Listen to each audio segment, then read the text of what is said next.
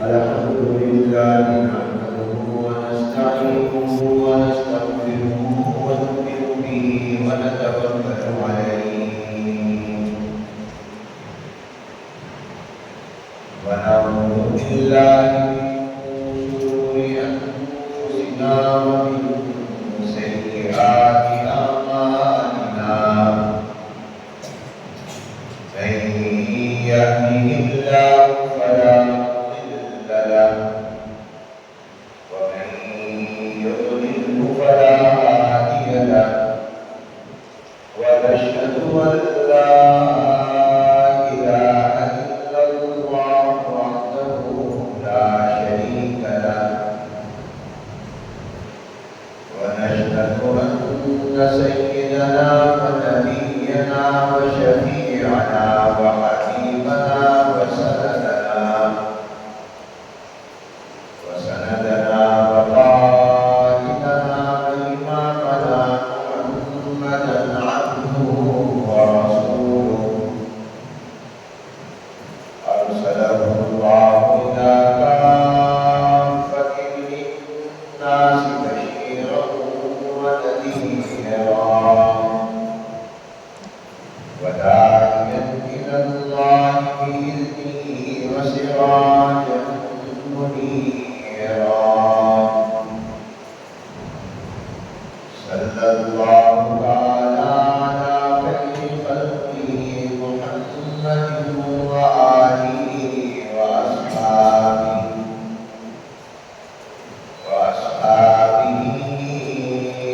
أجمعين. أما بعد فأعوذ بالله من الشيطان الرجيم. بسم الله الرحمن الرحيم.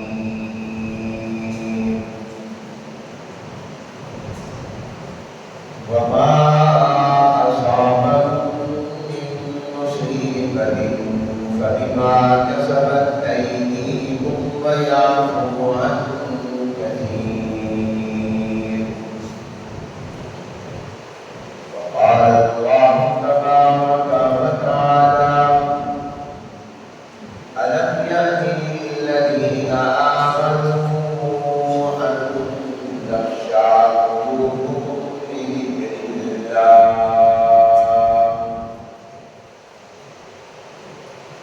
صدق الله العظيم وصدق رسوله النبي الكريم ونحن على ذلك لمن الشاهدين والشاكرين والحمد لله رب العالمين. اللهم صل على محمد وعلى آل محمد كما صليت على إبراهيم وعلى آل إبراهيم إنك حميد مجيد. اللهم بارك على محمد وعلى آل محمد كما باركت على إبراهيم وعلى آل إبراهيم إنك حميد مجيد.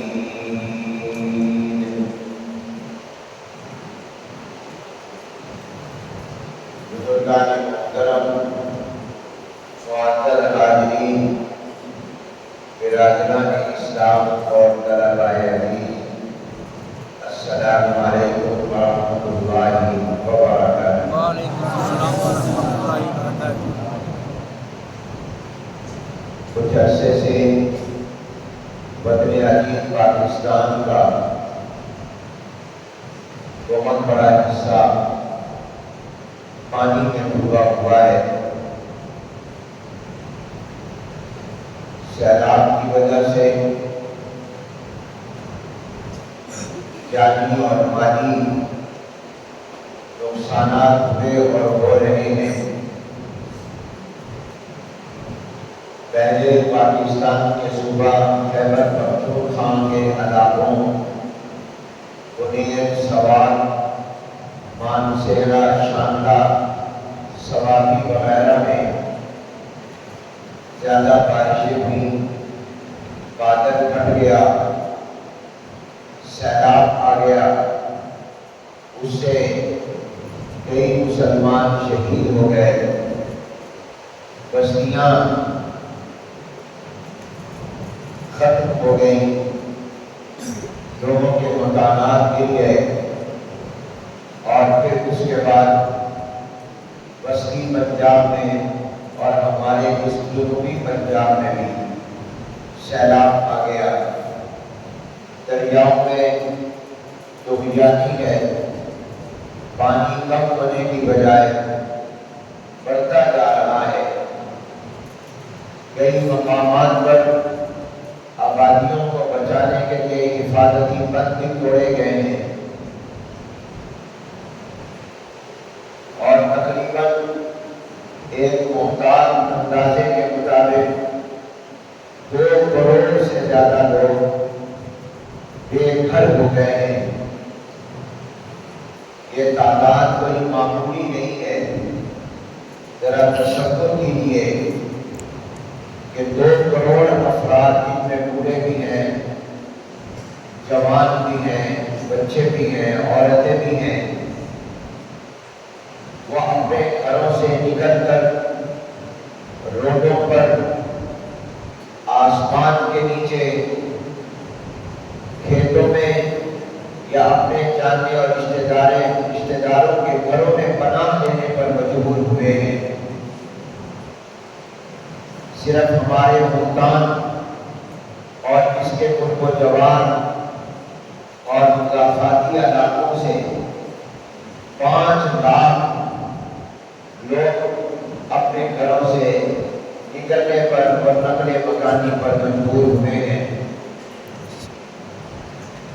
بہت سے مکانات گر گئے ہیں، کہیں 10 فٹ، کہیں 15، کہیں 20 فٹ پانی کھڑا ہے۔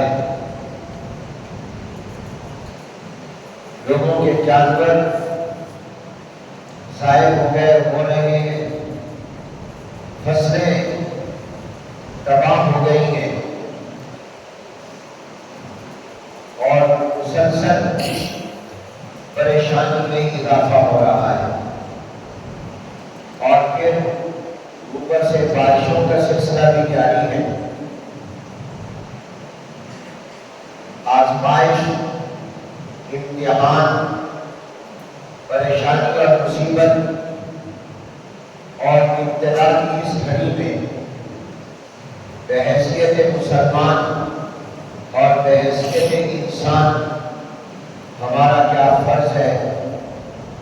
اللہ تعالیٰ اور جناب نبی کریم حضور اکرم صلی اللہ علیہ وسلم کی کیا تعلیمات ہیں؟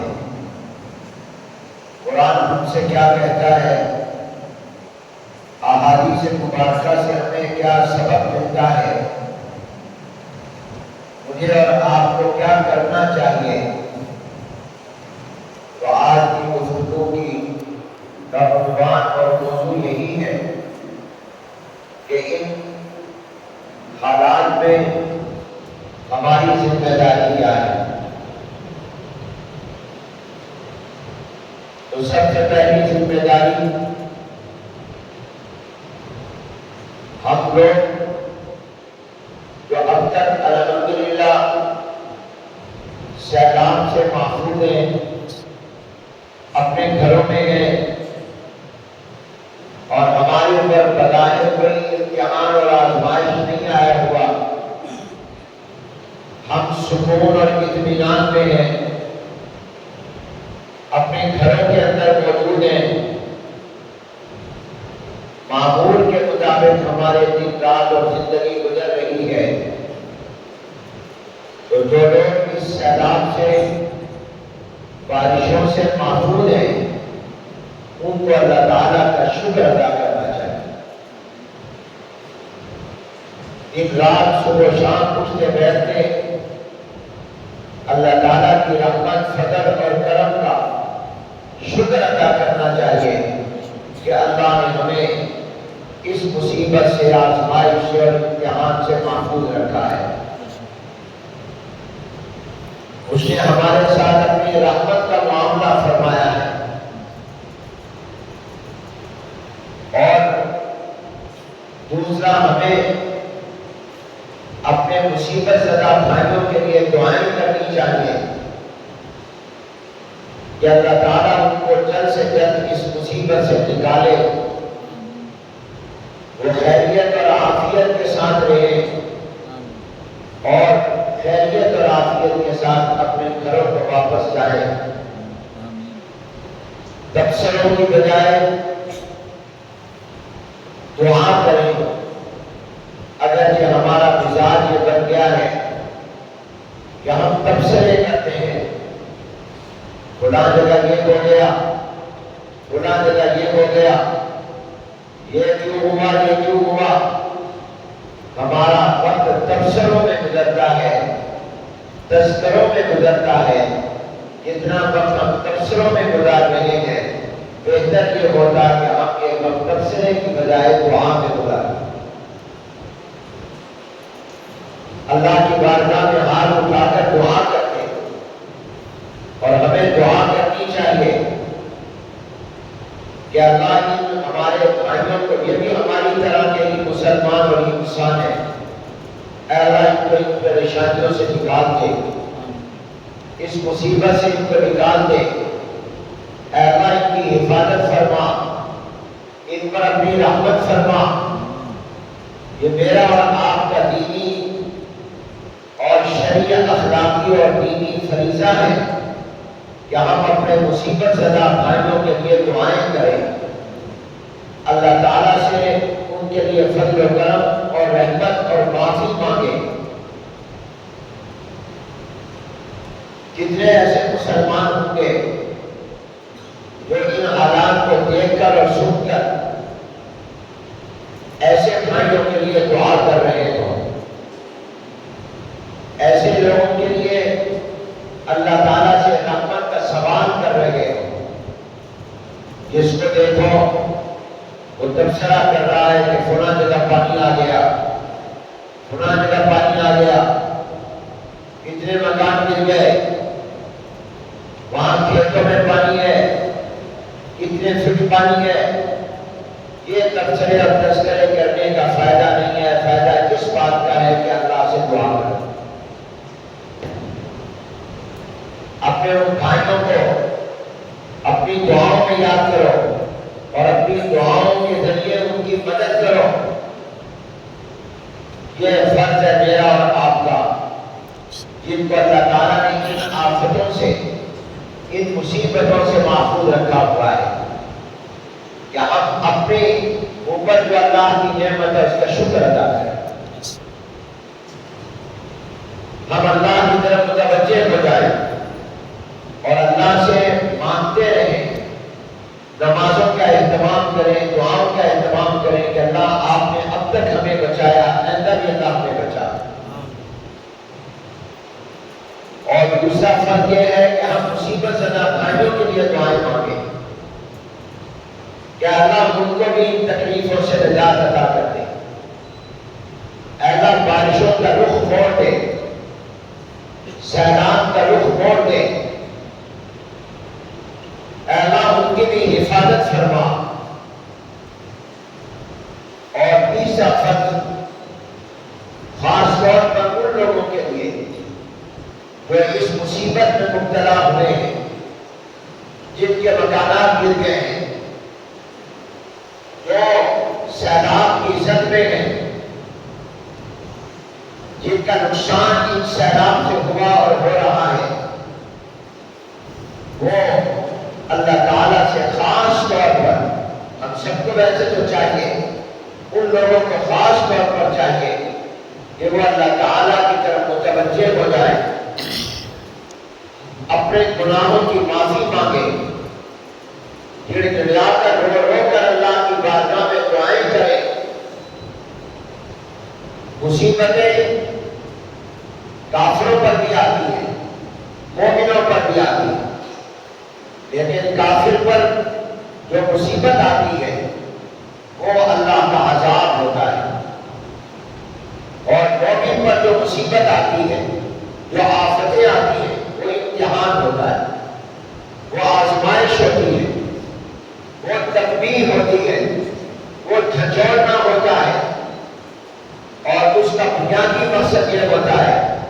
کہ یہ اپنا محاسبہ کریں، اپنی زندگی کا جائزہ لیں، اس لیے کہ جو آزمائش آئی ہے یہ ان کے اپنے اعمال کا نتیجہ ہے، یہ شامت اعمال ہے۔ قرآن کریم میں اللہ نے فرمایا وما اصابکم من مصیبت فبما کسبت ایدیکم، جو کچھ تمہارے اوپر مصیبت آئی ہے یہ تمہارے اپنے کرتوت اور اعمال اور گناہوں کا نتیجہ ہے۔ ظہر الفساد فی البر والبحر بما کسبت ایدی الناس لیذیقہم بعض الذی عملوا لعلہم یرجعون وَلَنَبْلُوَنَّكُمْ بِشَيْءٍ مِّنَ الْخَوْفِ وَالْجُوعِ وَنَقْصٍ مِّنَ الْأَمْوَالِ وَالْأَنفُسِ وَالثَّمَرَاتِ، یہ اللہ کی طرف سے آزمائش ہے، مومن کے لیے امتحان ہے کہ کیا اس مصیبت اور آفت میں وہ اپنی زندگی کے اعمال کا جائزہ لے کر اپنے گناہوں پر معافی مانگتا ہے کہ نہیں مانگتا، وہ اللہ کی طرف متوجہ ہوتا ہے یا نہیں ہوتا، اس کی نظر ان اسباب پر جاتی ہے یا مسبب الاسباب پر جاتی ہے، وہ اپنے اللہ تعالیٰ سے اپنے گناہوں کی معافی مانگتا ہے کہ نہیں مانگتا۔ حدیث مبارک میں ہے جناب نبی کریم رحمت عالم حضور اکرم صلی اللہ علیہ وآلہ وسلم پر جب کبھی کوئی پریشانی آتی تو فوراً حضور اکرم صلی اللہ علیہ وسلم اللہ پر رجوع کرتے ہیں، عبادت میں کھڑے ہو جاتے ہیں، نماز پڑھتے ہیں، صلاۃ الحاجت پڑھتے، دعائے حاجت مانگتے، 2 رکعت نفل پڑھ کر اللہ سے درخواست کرتے ہیں کہ اللہ یہ مصیبت ہم سے ٹال دے، اس آزمائش کو ہم سے ٹال دے۔ اس لیے کہ مومن پر جو مصیبت آتی ہے، جو امتحانات آتے ہیں، وہ دیکھنے میں مصیبت ہوتے ہیں، حقیقت میں وہی مصیبت اس کے لیے رحمت بن جاتی ہے کہ وہ اللہ کو بھول چکا تھا، اس مصیبت نے اس کو اللہ یاد دلا دیا۔ بیماری میں وہ اللہ اللہ کرتا ہے، صحت اور تندرستی میں اللہ کو بھولا ہوا ہوتا ہے، تو اللہ تعالیٰ بعض اوقات اپنے مومن بندے کو بیماری میں مبتلا کر کے اس کی بیماری کو بھی رحمت بنا دیتا ہے کہ وہ بیماری اس کو اللہ سے جوڑ دیتی ہے، اللہ تعالیٰ کو یاد کرنے لگ جاتا ہے۔ تو یہ امتحان، یہ آزمائشیں، یہ مصیبتیں، یہ رحمت بن جاتی ہیں اگر بندے کا اللہ تعالیٰ سے تعلق ہو جائے، اللہ پر رجوع کر دے۔ اور اللہ فرمانے میں امتحانوں میں اس لیے ڈالتا ہوں تاکہ تم میری طرف متوجہ ہو جاؤ۔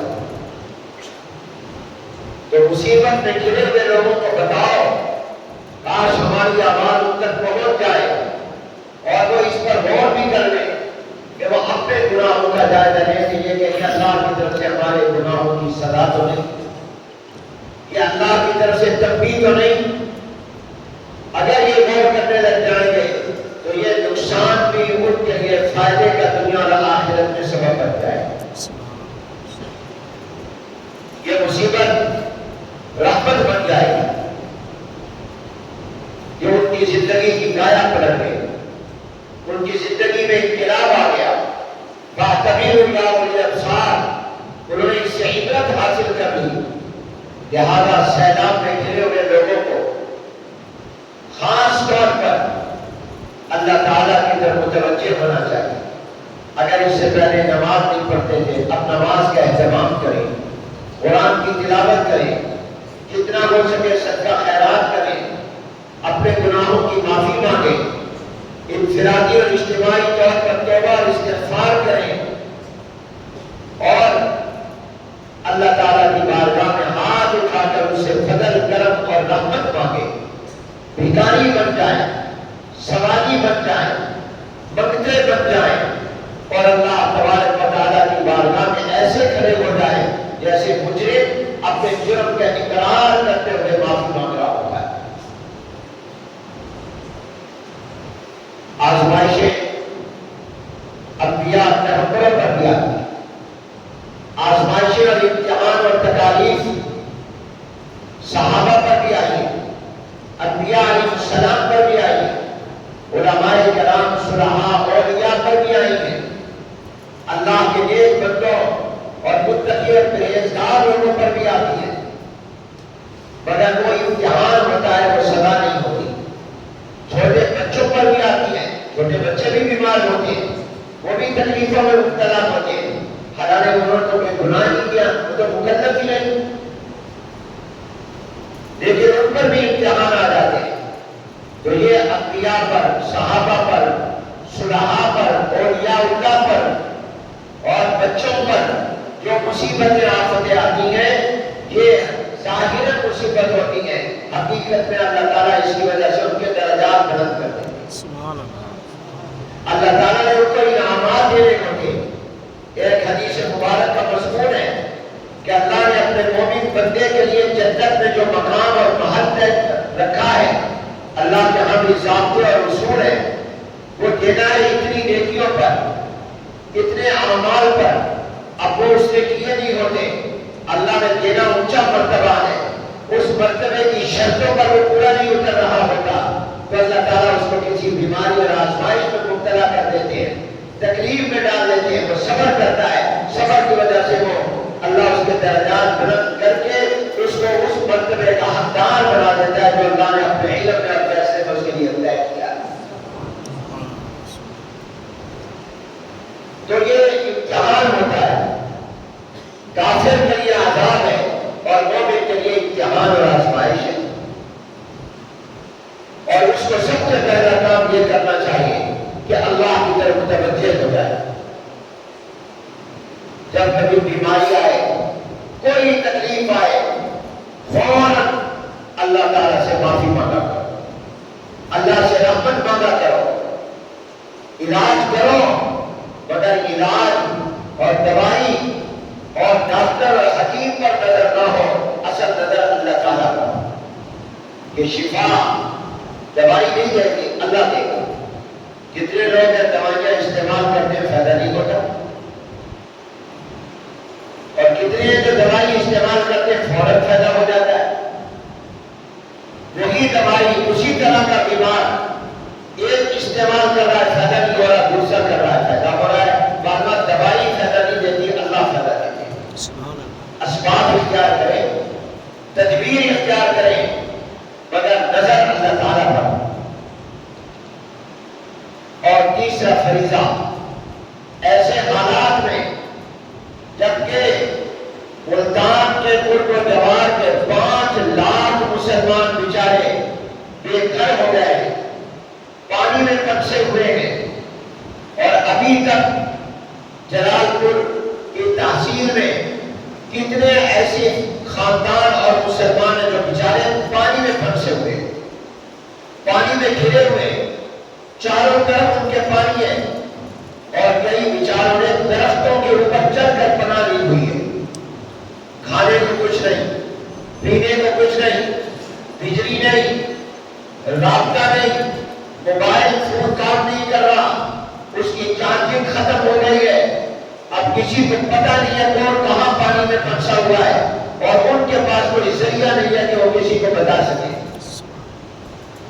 آپ ذرا تصورات کی دنیا میں سوچیں، ایک آدمی درخت پر چڑھا ہوا ہے، اوپر سے بارش، نیچے پانی، اوپر سے بھی پانی، نیچے بھی پانی، اب وہ سوئے گا کیسے، کھائے گا کیسے، پیے گا کیسے؟ مکان کے اندر ہے اور مکان کے چاروں طرف پانی آیا ہوا ہے، 10-10 فٹ، 20-20 فٹ آیا ہوا ہے، اب وہ بیچارہ کیا کرے؟ جو مکان سے نکل کر چلے گئے ہیں، اب سارا سامان تو ساتھ لے کر نہیں آئے، تھوڑا سا اٹھا کر لائے ہوں گے، اب گھر میں کتنا سامان پڑا ہے، وہ سامان کی کیا ہوگا؟ آپ ذرا سوچو، ہمیں اور آپ کو اچانک اپنے گھروں سے نکلنا پڑ جائے، اللہ حفاظت فرمائے، ہم کیا 30 سال اٹھا کر لے جا سکیں گے؟ کیا 4 پہیہ لے جا سکیں گے؟ کیا ہم اپنے بسترے، اپنے برتن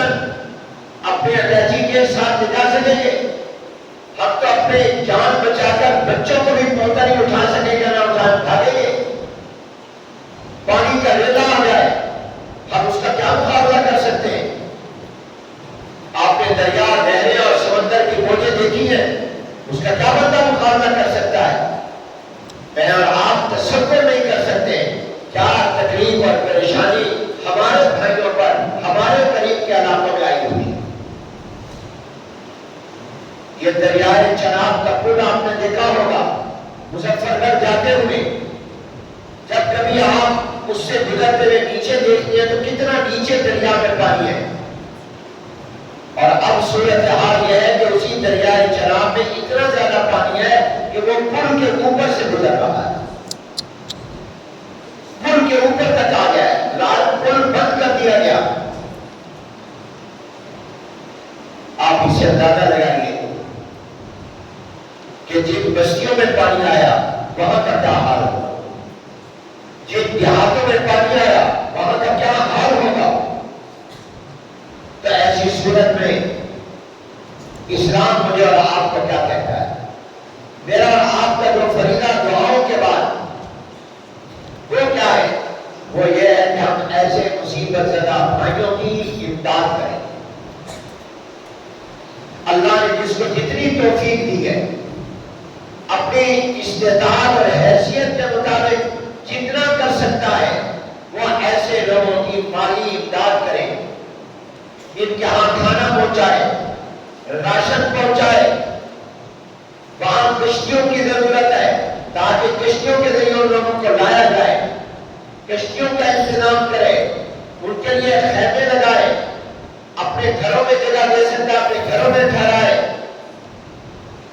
ان کے لیے کوئی شامیانے لگا سکتا ہے وہ لگائے، کوئی اپنے عمارتیں دے سکتا ہے عمارتوں میں ان کو ٹھہرائے۔ یہ ہمارے لیے لازم ہے۔ ہمارا اسلام ہم سے کہتا ہے کہ تمام مسلمان بھائی ہیں، ایک کو تکلیف ہو تو سارے تکلیف محسوس کریں۔ جیسے ہمارے اگر سر میں اور آنکھ میں درد ہوتا ہے تو پورا جسم بے چین بے قرار ہو جاتا ہے، تو دنیا بھر کے مسلمان حضور علیہ السلام نے فرمایا ایک جسم کی طرح ہے۔ ہمیں ان کی مالی امداد کرنی چاہیے۔ جناب نبی کریم صلی اللہ علیہ وسلم کی حدیث مبارک ہے جسے امام مسلم رحمۃ اللہ علیہ نے نقل کیا ہے۔ جناب نبی کریم صلی اللہ علیہ وسلم فرماتے ہیں من نفس عن مؤمن کربة من کرب الدنیا نفس اللہ عنہ کربة من کرب یوم القیامہ۔ فرمایا کہ جو مسلمان مومن دنیا میں کسی مسلمان کی تکلیفوں میں سے کسی تکلیف کو دور کرے گا، اس کی مصیبت اور پریشانی میں اس کا ساتھ دے گا، اس کی مدد کرے گا، اللہ تعالیٰ قیامت کے دن اس کو قیامت کی مصیبتوں سے بچائے گا۔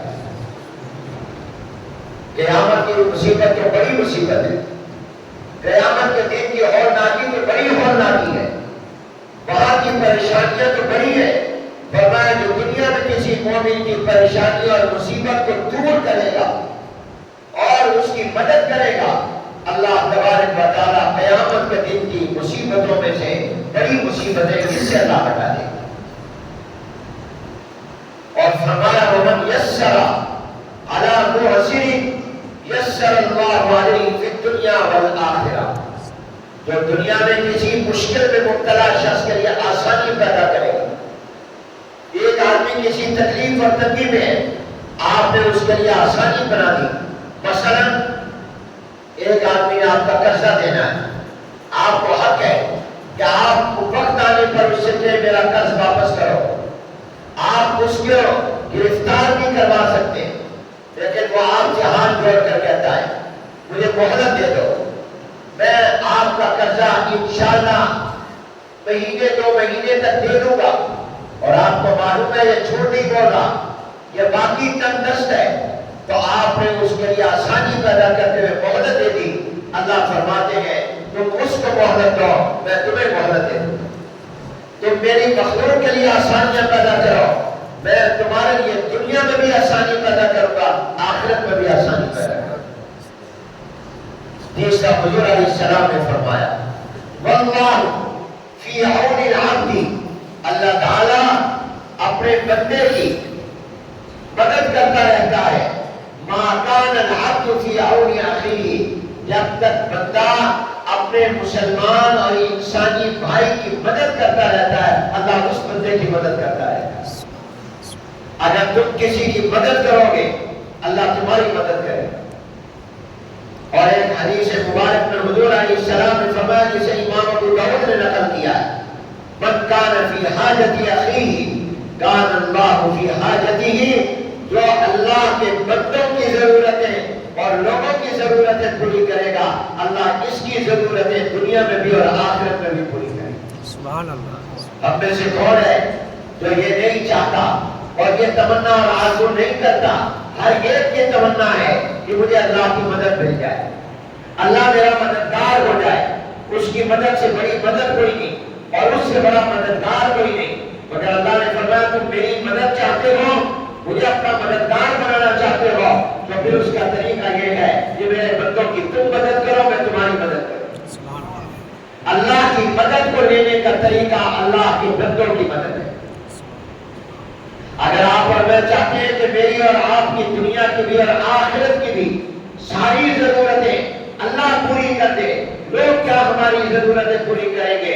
تو حضور علیہ السلام نے فرمایا اس کا طریقہ یہ ہے کہ تم اللہ کے بندوں اور مخلوق کی ضرورتیں پوری کرو، اللہ تمہاری ضرورتیں دنیا کی بھی اور آخرت کی بھی پوری کر دے۔ کار ساز ماں بساز کار ماں، فکر ماں درکار ماں آثار ماں۔ ہم اگر اپنا چاہتے ہیں کہ ہماری مدد اللہ کرے تو ہم اللہ کے بندوں کی مدد کریں۔ اس لیے جو یہ سمجھتا ہے، دعویٰ کرتا ہے کہ مجھے اللہ تعالیٰ سے محبت ہے، بتاؤ آپ کو اللہ سے محبت ہے یا نہیں؟ ابھی تو جمعہ پڑھنے کے لیے مسجد میں جمعے میں آئے ہوئے ہو، مسجد میں اللہ کی محبت میں بیٹھے ہو۔ اللہ کی محبت میں اگر تم دعوے میں سچے ہو تو اللہ کی محبت کا دعویٰ تب سچا ہوگا جب اللہ کے بندوں سے اور مخلوق سے محبت کرو۔ سبحان اللہ۔ جب تک اللہ کی مخلوق سے محبت نہیں ہوگی، اللہ سے محبت کے دعوے میں سچے بھی نہیں ہوگی۔ جس سے محبت ہوتی ہے اسے محبوب کی ہر چیز سے محبت ہوتی ہے۔ مجنون لیلا کی گلیوں سے گزرتا، اس کو لیلا سے محبت تھی تو وہ لیلا کے محلے اور اس کے گلیوں میں سے گزرتے ہوئے کبھی اس دیوار کو چومتا، کبھی اس دیوار کو چومتا۔ اس سے کہا گیا یہ دیواروں کو کیوں چومتا ہے؟ تو وہ جواب میں کہتا ہے امر روالت دیاری دیاری لیلا مکبر دل جداری ودل جداری، میں لیلا محبوبہ کی گلیوں سے گزرتے ہوئے دیواروں کو چومتا ہوں۔ وما حب الدیار شغفن قلبی ولکن حب من سکن الدیارا، مجھے کالے اور مٹی کی دیواروں سے محبت نہیں ہے، کیونکہ یہ دیواریں میری محبوبہ لیلا کے مکان کی ہیں، ان کو نسبت ہے میری محبوبہ سے کہ یہ اس کے مکان کی دیواریں ہیں، میں اس کی محبت میں اس کے مکان کی دیواریں چومتا ہوں۔ مولانا جلال الدین رومی رحمۃ اللہ علیہ فرماتے ہیں کہ مجنون کی لیلا سے محبت اور عشق تو فانی ہے، ختم ہو جانے والا ہے۔ جب عشق فانی والا وہ اپنی محبوبہ کی ہر چیز سے محبت کر رہا ہے، تمہیں تو اللہ سے جو عشق اور محبت ہے وہ تو حقیقی اور دائمی ہے، وہ عارضی اور فانی نہیں ہے، وہ مجازی نہیں حقیقی ہے۔ تو کیا اللہ کا عشق، مولا کا عشق، عشق مولا عشق لیلا سے بھی کم ہے؟ عشق لیلا تو دیواروں کو وہ چما رہا ہے، بلکہ مجنون لیلا کی گلیوں سے گزرنے والے کتے کو بھی چما کرتا تھا۔ یہ کتے کو کیوں پیار کرتا ہے؟ کہا یہ میری لیلا کی گلیوں سے گزر کر کے آیا، اس کے مکان کی ہوا لگی ہے۔ تو مولانا جلال الدین رومی فرماتے ہیں رحمۃ اللہ علیہ، سمجھاتے ہیں کہ لیلا کا عشق تو فانی اور عارضی ہے، مجازی ہے، اور مولا کا عشق تو حقیقی اور دائمی ہے۔ کیا مولا کا عشق اور محبت لیلا کے عشق سے بھی کم ہے؟ وہ تو دیواروں اور کتوں سے محبت کرے اور تم اللہ کی مخلوق سے محبت نہ کرو۔ جب تمہیں اللہ سے محبت ہے تو اللہ کی مخلوق سے بھی محبت کرو، اللہ کے بندوں سے محبت کرو، اللہ کے بندوں سے پیار کرو، اس لیے کہ یہ اللہ تعالیٰ کی مخلوق ہے، ان کی نسبت ہے اللہ تبارک و تعالیٰ کی طرف۔ یہ جو طریقہ کا تصوف ہے، یہ اس کا کیا نام ہے، اس کی کیا حقیقت ہے، یہ صوفیہ کیا کرتے ہیں؟ یاد رکھیے تصوف کی، روحانیت کی اور طریقت کی حقیقت بھی اہل علم فرماتے ہیں یہ خدمت خلق ہے، مخلوق کی خدمت۔ اللہ والے یہی جو کرتے ہیں کہ مخلوق کی خدمت کرتے ہیں، ان کو گناہوں سے روکتے ہیں، جہنم سے بچانے کی کوشش کرتے ہیں، جنت میں لے جانے کی کوشش کرتے ہیں۔ چنانچہ مولانا علوم فرماتے ہیں نہ تسبیح و سجادہ و دلک نیس طریقت بجز خدمت خلق نیس۔ صوفی پن یہ نہیں ہے ہاتھ میں تسبیح لے رہو، اللہ اللہ کرتے رہو اور فقیروں والا لباس پہن لو، درویشانہ لباس پہن لو اور سخت گدے پر یا چٹائی اور زمین پر بیٹھ جاؤ اور سمجھو ہم اللہ والے ہو گئے۔ فرمایا نہیں، اللہ والا وہ ہوگا جو اللہ کی مخلوق سے محبت کرے، جو اللہ کی مخلوق کی خدمت کرے، جو اللہ کے بندوں سے محبت کرے گا اور اللہ کے مخلوق سے پیار، میرا اللہ سے پیار ہے، مجھ سے کوئی محبت کرتا ہے اس وجہ سے کہ مجھے اللہ نے بنایا ہے، میں اللہ کا بندہ ہوں، تو یہ محبت دیکھنے میں تو مجھ سے ہے، حقیقت میں اللہ سے محبت ہے۔ اگر تم کسی مصیبت زدہ، کسی غریب سیلاب میں گرے ہوئے کسی پریشان کی مدد کر رہے ہو کہ یہ اللہ کا بندہ ہے، یہ اللہ کی مخلوق ہے، تو گویا تم اس کی مدد نہیں کر رہے، تو اللہ سے محبت کا ثبوت دے رہے ہو، اللہ تعالیٰ تم پر اپنی رحمت نازل فرمائے۔ حضرت نوح علیہ السلام کی قوم پر جب عذاب آیا، یہی سیلاب اور پانی کا طوفان آیا، قوم تباہ اور برباد ہو گئی، غرق ہو گئی، جو باغی اور نافرمان اور کافر سے مٹ گئی، پانی نے ان کو مار ڈالا، حتیٰ کہ نوح علیہ السلام کا بیٹا بھی اس میں ختم ہو گیا۔ تو اس کے بعد اللہ تعالیٰ نے نوح علیہ السلام سے کہا، فرمایا مٹی کے برتن بناؤ۔ انہوں نے اللہ کے حکم پر مٹی کے برتن بنائے۔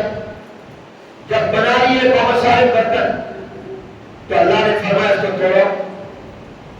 تو حضرت نوح علیہ السلام نے کہا، اللہ میں نے اتنے دن محنت کر کے دن رات یہ مٹی کے برتن بنائے، اب آپ کہہ رہے توڑو۔ اللہ نے فرمایا ہمارے حکم پر بنائے تھے، ہمارا ہی حکم ہے توڑو، تم ہماری مانو گے اپنی مرضی پر چلو۔ اب نوح علیہ السلام کا اپنے ہاتھوں سے بنائے ہوئے مٹی کے برتن توڑنے کو بولو بات صحیح ہے غلط ہے؟ جو چیز تم نے اپنے ہاتھوں سے بنائی ہو اور آپ کو کہا جائے توڑو، توڑو گے؟ حتیٰ کہ تم پتھر سے کوئی کھلونا یا کوئی چیز بھی بنا لو، ہے وہ پتھر مٹی، مگر آپ سے کہا جائے توڑو، آپ کہیں گے میری محنت ضائع ہو جائے گی، میں جو کروں آپ اس کو نہیں توڑے۔ بچے کھیلتے ہوئے مٹی کے گھر بناتے ہیں، اگر آپ اس کو توڑ دیں تو بچہ رونے لگ جاتا ہے کہ آپ نے میری محنت ضائع کر دی۔ تو حضرت نوح علیہ السلام کو اللہ نے کہا یہ برتن توڑو، اللہ میں نے محنت سے بنا تمہارا حکم توڑو۔ اب توڑ تو رہے مگر دل پر تکلیف چوٹ بھی لگ رہی ہے، تو فرمایا سمجھا کر اللہ نے نوح علیہ السلام کو، تو میں اپنے ہاتھوں کے بنائے ہوئے برتن توڑنے میں تعمل ہوا، توڑنے میں تکلیف ہوئی، تو میری مخلوق بھی تو میں نے بنائی ہے، اور تم نے کیسے یہ دعا کر دی اور دعا کر دی ربی لا تذر علی الارض من الکافرین دیارا، اور تم نے مجھ سے یہ کہہ دیا کہ اللہ زمین پر کافروں کا ایک مکان بھی نہ چھوڑ، سب کو تباہ و برباد کر دے، میری بنائی ہوئی مخلوق کو ختم کرنے کی تم نے دعا کر دی، اور میں جو کہ نبی کی دعا رد نہیں کرتا، میں نے قبول کر لی۔ لیکن تمہیں پتا ہونا چاہیے کہ جیسے تمہیں مٹی کے برتن اپنے ہاتھ سے بنا ہوئے توڑتے ہوئے تکلیف محسوس ہوئی، صدمہ ہو رہا ہے، میں اپنی مخلوق کی تکلیف بھی برداشت نہیں کر سکتا، مجھے بھی اپنی مخلوق کی تکلیف دوبارہ نہیں۔ تو یہ ہے اللہ اپنے بندوں سے پیار کرتے ہیں، انسان تو انسان، جانور بھی اللہ کی مخلوق ہے، جانوروں کو بھی تکلیف نہ پہنچاؤ، جانوروں کا بھی خیال رکھو۔ آپ نے سنا ہے، پڑھا ہے، بخاری شریف میں واقعہ ہے، ایک بدکارہ فاحشہ عورت ہے اور وہ جا رہی ہے اور اس کی نظر پڑتی ہے کتے پر جو پیاس کی وجہ سے اس کی زبان نکلی ہوئی ہے اور کیچڑ کو چاٹ رہا ہے، وہ اپنے جوتے اپنا موزہ چمڑے کا اتار کر رسی سے باندھ کر قریب کے کنویں میں لٹکا کر پانی نکال کر کتے کو پلاتی ہے۔ اللہ تعالیٰ نے اس بدکارہ عورت کو جنتیہ بنا دیا، اللہ نے اس کو جنت میں داخل کر دیا۔ امام غزالی رحمۃ اللہ علیہ کتنے بڑے عالم محدث فقیہ ہے، فوت میں خواب میں ملے، پوچھا کیا ہوا؟ کہا خیال یہ تھا کہ ساری زندگی علم کے دریا بہائے ہیں، پڑھنے پڑھانے میں وقت زندگی گزاری ہے، کتابیں لکھی ہیں، دین کے علم کی خدمت کی ہے، شاگرد بنائے گئے، حساب و کتاب کے وقت میں کہا جائے گا تیری اس پڑھنے پڑھانے سے ہم نے تجھے بخش دیا، تیری کتابوں کی وجہ سے بخش دیا، تیرے علم کی وجہ سے بخش دیا۔ لیکن جب میں اللہ کی بارگاہ میں پیش ہوا تو اللہ نے فرمایا یہ تیری تمام دینی محنتیں ہماری نعمتوں کا بدل بھی نہیں تو دنیا میں تجھے دی ہے، ان کا بدلہ ہم نے دنیا میں دے دیا۔ آج تجھے اس لیے بخش رہے ہیں کہ ایک مرتبہ تو لکھ رہا تھا اور لکھتے ہوئے تیری کانے کی قلم پر آگے پکھی آ کر بیٹھ گئی اور سیاہی کو چوسنے لگی، تمہاری نظر پڑی، تم نے اپنا ہاتھ روک لیا، یہ پیاسی ہے مکھی، یہ سیاہی کو چوس لے، میں دوبارہ قلم دباغ میں ڈال کر سیاہی لے لوں گا اور پھر لکھ لوں گا۔ ہم نے سوچا یہ مکھی پر ترس کھا رہا ہے، ہماری مخلوق کے اوپر رحم کر رہا ہے، جب ہماری مخلوق کا احساس کر رہا ہے تو ہم خالق ہو کر امام غزالی کا احساس نہ کریں۔ ہم نے تیرے مکھی کے احساس کرنے کی وجہ سے تجھے جنت میں بھیجنے کا فیصلہ کر دیا۔ سبحان اللہ، وہ مکھی کے احساس نے امام غزالی کو جنتی بنا دیا، سبحان اللہ، کتے کی پیاس کے احساس نے بدکارہ عورت کو جنتیہ بنا دیا۔ جانوروں کے خیال پر اللہ اتنا دیتا ہے، اور آج تو مسلمان انسان بھلے وہ انسان جو سکھ ہو، ہندو ہو اور عیسائی ہو، لیکن وہ سیلاب کے اندر آ جاؤ اس کی مدد کرو، انسان تو ہے، اللہ کی مخلوق تو ہے، اللہ کا پیدا کرتا ہے انسان تو ہے، مسلمانوں کی مدد بھی کرو، غیر مسلموں کی مدد بھی کرو جو بیچارے سیلاب میں گر گئے۔ ایک حدیث ہے حضور علیہ السلام نے فرمایا الراحمون یرحمہم الرحمن، رحم کرنے والوں پر رحمان رحمت کرتا ہے۔ ارحموا من فی الارض یرحمکم من فی السماء، زمین والوں پر تم رحم کرو، آسمان والا تم پر رحم کرے۔ سبحان اللہ، لہذا جن کو اللہ نے مال دیا ہے، جن کو اللہ نے دولت دی ہے، وہ عبرت حاصل کرے، خاص طور پر ان سیلاب زدہ بھائیوں کی مدد کرے، جتنا ہو سکے مال سے ان کی مدد کریں، وقت کے ساتھ ان کی مدد کریں۔ ان میں بھی کئی ایسے لوگ تھے جو دیا کرتے تھے، وہ آج بیچارے مانگ رہے، کتنے امیر فقیر بن گئے۔ عبرت حاصل کرو، وہ جو لوگوں کو کھانا کھلاتے تھے آج اپنے کھانے کے لیے بھیک مانگ رہے۔ یہ 5 لاکھ مسلمان جو ملتان کے قرب و جوار میں ایک گھر ہوا ہے، یہ میرے اور آپ کی طرح تھے۔ میں نے اور آپ نے تو وہ حالات دیکھے نہیں جنہوں نے جا کر دیکھا ہے پانی جہاں آیا ہوا ہے، وہ کانوں کو ہاتھ لگاتے ہیں، روکتے کھڑے ہو جاتے ہیں ان کی زبانی سن کر۔ اس لیے مدد کرو، مدد سے تمہارا مال کم نہیں ہوگا، زیادہ ہوگا۔ اور ایک حدیث یاد رکھو، حضور اکرم صلی اللہ علیہ وسلم نے حدیث میں مبارک میں فرمایا، یہ میرے نبی کا فرمان ہے جو سچا ہی سچا ہے، فرمایا ایک فرشتہ ہے جو روزانہ دعا کرتا ہے، اور دعا کیا کرتا ہے؟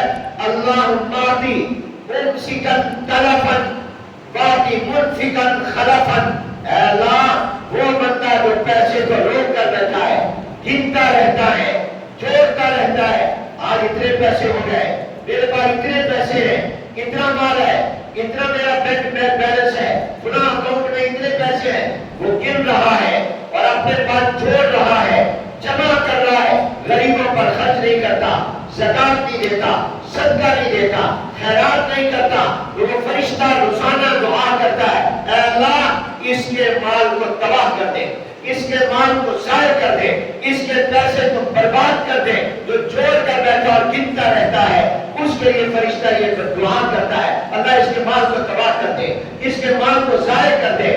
اللہ اس کی دعا قبول کرتا ہے، اس کا مال بظاہر گر رہا ہے، کل 1000 تھے آج 2000 ہے، آج میرے اکاؤنٹ میں 5000 اور آ گئے، 7000 ہو گئے، گر رہا ہے، پیسہ بڑھ رہا ہے، لیکن اللہ اس کے مال کو اس طرح ضائع کر دے گا، چوری ہو جائے گی، ڈاکو لے جائیں گے، بیمار ہو جائے گا، دوائیوں پر لگے گا، ڈاکٹروں کی فیسیں ادا کرتا پھرے گا، وہ مال اس کا برباد ہو جائے گا۔ اور وہ بندہ جو خرچ کرتا ہے، زکات دیتا ہے، صدقہ دیتا ہے، خیرات کرتا ہے، فرشتہ حضور نے فرمایا روزانہ دعا کرتا ہے، اے اللہ اس نے جتنا دیا اس سے زیادہ اس کو عطا کر دے، سبحان اے اللہ جتنا اس نے خرچہ کیا اس کو اور زیادہ عطا کر دے، اللہ اس کے بدلے میں اس کو اور دے دے، اللہ وہ خرچ کرتا رہتا ہے، اللہ اس کو دیتا رہتا ہے، وہ خرچ کرتا رہتا ہے، اللہ اس کو دیتا رہتا ہے۔ لہذا مصیبت میں گھرے ہوئے، سیلاب میں گھرے ہوئے لوگوں کے لیے مدد کرو، جتنی مدد کر سکتے ہو مدد کرو، 1000 2000 لاکھ 50,000 جتنا تمہیں اللہ نے دیا وہ ان پر خرچ کرو۔ جب تم اللہ کی مخلوق کے کام آؤ گے اللہ تمہارے کام آئے گا، تم مخلوق کی مدد کرو گے اللہ تمہاری مدد کرے گا، تم مخلوق پر رحم کرو گے اللہ تم پر رحم کرے گا۔ الحمدللہ ہمارے جن دوستوں نے اعتماد کرتے ہوئے خیر المدارس کے شعبہ الخیر خدمت فاؤنڈیشن جو یہاں قائم ہے، گیٹ کے ساتھ اس کا دروازہ ہے، دفتر ہے، لوگوں نے یہاں پر راشن پہنچائے، لوگوں نے چارپائیاں پہنچائیں، لوگوں نے یہاں سامان کھانے پینے کا پہنچایا۔ ہمارے ساتھی ملتان کے قرب و جوار میں، تحصیل جلال پور گروالا میں، ادھر جھوٹ بیل پر بوسن میں مختلف جگہوں پر جا کر الحمدللہ کھانا پہنچا رہے ہیں، وہاں راشن پہنچا رہے ہیں، دوپہر اور شام کے کھانوں کا انتظام کر رہے ہیں۔ ہم نے کئی دوستوں سے رابطہ کر کے سکول کی عمارتیں دی، وہاں پر خیمے لگائے، جتنا ہمارے اندر ہمت تھی، اور وہاں ان کو کھانا پہنچایا۔ الحمدللہ اب کئی جگہ پانی کم ہوا، وہ واپس جانے لگے، اب ان کو کل ہم روانہ باز کو کر رہے ہیں۔ اور ادھر تحصیل جلال پور میں اب تک الحمدللہ 1000 سے زیادہ لوگ جو پانی میں گھرے ہوئے تھے، ہمارے ساتھیوں نے کرائے پر کشتیاں لے کر ان کو پانی سے نکالا ہے۔ سبحان اللہ۔ الحمدللہ اللہ کا شکر ادا کرتے ہوئے آپ کہہ رہے ہیں ایسی عورتوں کو بھی پانی سے نکالا جن کو بچہ پیدا ہونے والا تھا، جن کے بچوں کو نکالا، خاندانوں کو نکالا، موت کے منہ سے باہر نکالا، ان کے بچنے کی کوئی صورت نہیں تھی، وہاں کوئی نہیں پہنچا تھا۔ الحمدللہ ہمارے ساتھی پہنچے، انہوں نے نیا سے باہر سے کون سے تھے کشتیاں منگوائیں، ایک کشتی کا ایک دن کا کرایہ 15,000 روپے انہیں مانگا، اب تو 20-25-30,000 مانگتے ہیں۔ ہم نے کہا کوئی بات نہیں، پیٹرول الگ، آنے جانے کا کرایہ، آنے کا 40,000 جانے کا 40,000، اور ان کے کھانے وغیرہ جو اس کے کشتی کے ملاح ہیں چلانے والے، ہم نے کہا ہم دیں گے۔ الحمدللہ اس وقت 3 سے 5 کشتیاں صبح سے شام تک پانی میں گھرے ہوئے لوگوں کو نکال رہے ہیں، اور نکال کر لا رہے ہیں تو ان کو جگہ چاہیے، ان کو کھانا چاہیے، ان کو راشن چاہیے، ان کو چارپائیاں چاہیے، ان کو بستر چاہیے، وہ بیچارے اس طرح پر بے آسرا نہ ہو جائیں۔ پانی سے نکالنے کے بعد سنبھالنا بھی ہے۔ الحمدللہ اب تک جتنا لوگوں نے تعاون کیا کر رہے ہیں وہ ہم ان تک پہنچائے۔ آج بھی ہمارے اساتذہ، ہماری ٹیمیں ان موقعوں پر گئے ہوئے ہیں، روزانہ ہمارے ساتھی جاتے ہیں اور جا کر ان متاثرین کے اندر کھانا تقسیم کرتے ہیں، ان کو ریسکیو کرتے ہیں پانی سے نکال کے، اور بہت سی تنظیمیں، علماء، مدارس، جامعات لگے ہوئے ہیں۔ اور میں تحقیق نعمت کے طور پر کہتا ہوں کہ اس مصیبت کی گھڑی میں آپ کو علماء نظر آئیں گے، آپ کو مدارس کے لوگ نظر آئیں گے، آپ کو طلباء نظر آئیں گے، آپ کو دینی تنظیمیں نظر آئیں گی، کہیں آپ کو کوئی سیاسی تنظیم نظر نہیں آئے گی۔ جن کو ووٹ دیتے ہو وہ کہیں نظر نہیں آ رہے خدمت کرتے ہوئے، یہ مولوی نظر آ رہا ہے جس کو برا کہتے ہو، جس کو رات دن رات تک کرتے ہو، یہ مولوی ہے، مدرسوں کے لوگ ہیں جنہوں نے جا کر وہاں کام کیا اور کام کر رہے ہیں، اور الحمدللہ اپنی جانوں کو ہتھیلی پر رکھ کر وہ پانی میں گئے ہیں اور لوگوں کو وہاں سے نکالا ہے، اور اس وقت بھی وہ کام کر رہے ہیں۔ اس لیے جتنا ہو سکے ان کی امداد کرو، جتنا اللہ نے تمہیں دیا وہ دو، اپنی عورتوں کو متوجہ کرو، اپنے محلوں میں علاقوں میں لوگوں کو کہو، جتنا ہو سکے تعاون خود پہنچا دو، جس پر اعتماد ہے اس کو دے دو، اور اگر ہمیں دینا چاہو تو دو، ہم انشاءاللہ ایک ایک پائی امانت اور دیانت کے ساتھ مستحقین تک پہنچا رہے ہیں۔ اللہ ہمیں اس کی توفیق عطا فرمائے۔ اور آج جو جمعے کی نماز کے بعد چندہ ہوگا وہ مسجد کے لیے نہیں ہوگا، وہ سیلاب والوں کے لیے ہوگا۔ وہ جو بھی چندہ آپ دیں گے وہ ہم ان متاثرین سیلاب کے لیے بھیجیں گے، تو آپ تمام حضرات جو ہے اس میں حصہ ملائے، کوئی پیچھے نہ رہے۔ تم اللہ کی مخلوق کی مدد کرو، اللہ تمہاری مدد کرے گا۔